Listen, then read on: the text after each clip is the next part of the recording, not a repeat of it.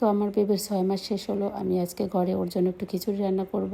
তো এখানে আমি 2 পদের মুগ ডাল আর মসুর ডাল নিয়েছি 4 চামচের 1 চামচ করে, আর আমি হাফ কাপের মতো আমার যে রেগুলার চাল আছে আমি ওইটা নিয়েছি, আর সাথে একটু জিরা, হলুদ আর 2 পদের সবজি দেবো, আর মিষ্টি আলু দেবো, আর গাজর দেবো। বেশি কিছু দেবো না। তো গাজরটা আমি পুরোটা দেইনি, অর্ধেক দিয়েছি, আর মিষ্টি আলুটা পুরোটাই দিয়েছি, কারণ ওটা কাটার পরে একদমই কম হয়ে গেছে।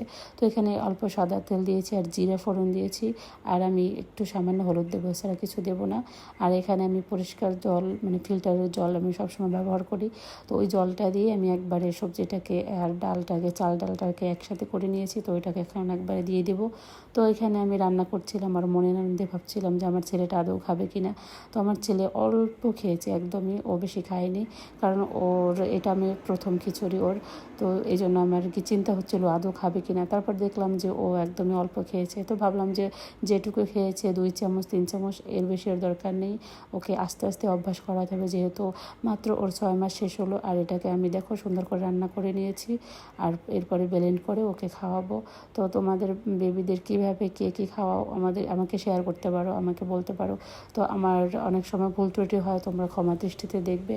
তো আজকে এই পর্যন্তই। তোমরা সবাই ভালো থাকবে। টাটা সবাইকে। তোমাদের বেবির খেয়াল রাখবে।